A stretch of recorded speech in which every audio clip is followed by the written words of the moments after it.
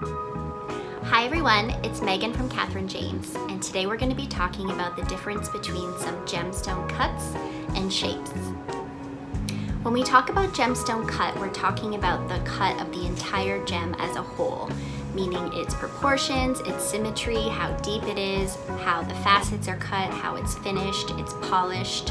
And when we talk about shape, that is the perimeter of the gem. So when you think about an oval or a pear or a radiant cut gemstone. The three different types of cuts are round brilliant, step cut, and then a combination of the two, which is called a mixed cut. Of course, the most popular gemstone cut is the round brilliant. Over 75% of diamonds are cut as rounds, and that's for a few different reasons. They are really built for sparkle, which of course is what you're really looking for when you buy a diamond. They're cut with 57 to 58 facets, which means there's lots of surfaces to reflect incoming light. That light is broken down into spectral colors, and that's what gives you that beautiful fire and scintillation when it comes to a diamond. Rounds are also popular, so that means they're available in pretty much any size that you're looking for. That makes them really easy to source when you're designing a ring. And because they're so sparkly, they also are very bright and beautiful, but they also hide inclusions really well. So if you can't afford to buy, a diamond or a gemstone with the most perfect clarity, a round brilliant can give you a little bit more bang for your buck because of the sparkle and the reflection of light. It can hide inclusions a little bit better than some of the other cuts, especially step cuts. So whereas brilliant cuts are faceted with lots of angular facets going in multiple directions, step cuts are cut with parallel, straight, rectangular facets. It gives them a very linear and geometric appeal. When you look at them, it kind of has a Hall of Mirrors effect. Very popular during the Art Deco period because of that very geometrical, symmetrical appearance. It's a very sophisticated design of a cut, which a lot of people are attracted to. And of course, it really shows off a stone that has amazing clarity. Because everything is so kind of clear and transparent, if you do have a diamond or another gem that has more visible inclusions, there definitely isn't as many places to hide, let's say, as a brilliant cut stone.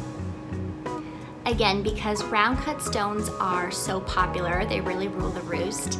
Anything that's not cut as a round is actually considered a fancy shape because it's that much more unusual.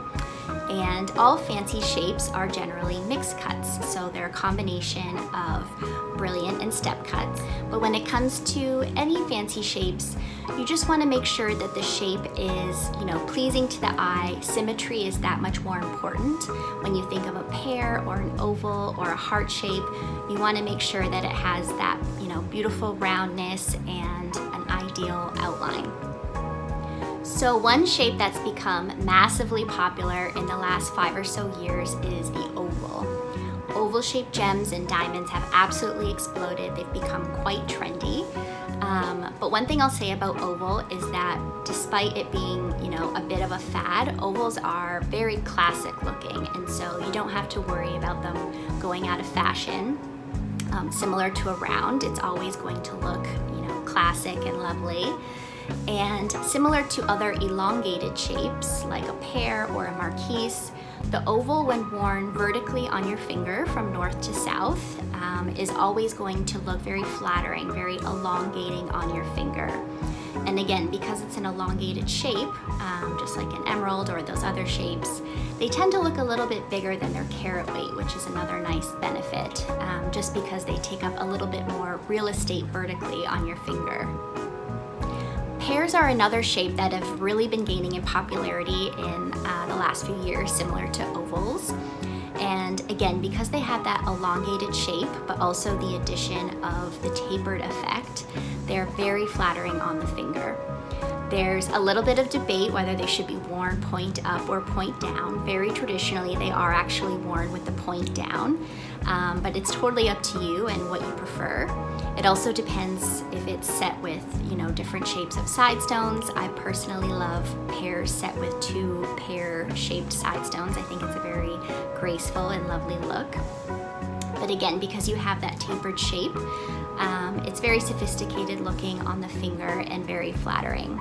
And it also makes a great choice for very sizable gemstones. So if you are in the market for a very large diamond or other gems such as a sapphire or an aquamarine, those stones can look a little bit heavy when cut as rounds. So pairs kind of give them a slimming effect, and it shows off their size but gives them a very flattering figure and shape.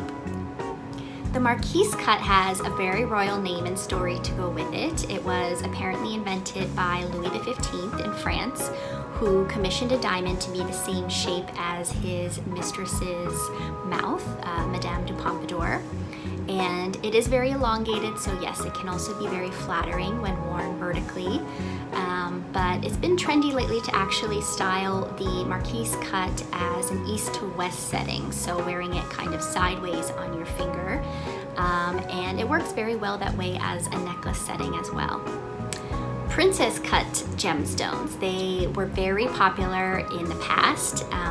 It's a square brilliant cut essentially. So it's a square, but instead of being a step cut like an Asscher or an emerald cut, it actually does have amazing flash and the brilliance of a round. So it kind of gives you the best of both worlds if you want a lot of sparkle but you prefer an angular setting. And similar to this is the radiant cut.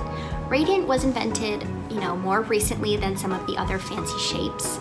But it does definitely have a cult following because it has the elegance of the elongated emerald, so it is a rectangular shape, but again, it has a brilliant or the so-called crushed ice effect where it has a lot of fire and a lot of sparkle. The next one is slightly controversial, the heart shape. The heart shape is, loved by many and hated by some. Some people think it's, a little bit tacky and a little bit too much, and other people think that it's, lovely, romantic, and very unique. One thing I'll say about heart shapes is that, yes, believe it or not, they're definitely coming back into style. I feel like we're gonna see a lot more hearts on the market. But they are definitely one of the most difficult shapes to create, which I'm sure you can imagine because it has a cleft and the roundness of its shoulders, it comes to a point. It has to be cut by a very talented gemstone cutter, which is why they are a little bit more difficult to source than any of the other shapes. But of course they are very romantic, and they don't have to be worn in a ring. Of course they're very popular for necklaces especially, and heart-shaped earrings also very much coming back into style. Cushion cuts are very classic, and again, one of those shapes that's kind of the best of both worlds. They have brilliance, and they're kind of a combination, I would say, of an oval and a rectangle shape. They're basically a rectangle with rounded corners. And interestingly enough, most old cut diamonds are actually similar to cushion cuts. So if you want to learn more about old cut diamonds, old European, old mine cut diamonds, and of course rose cut diamonds, which are definitely coming back into style, check out our article on kjj.rocks. We'll link it below for you. And you can read the entire history about how diamond cutting and gemstone cutting came to be. As always, thank you so much for watching, and if you have any gem or jewelry questions of your own, be sure to leave them in the comments below and we'll try to get to them in a future video.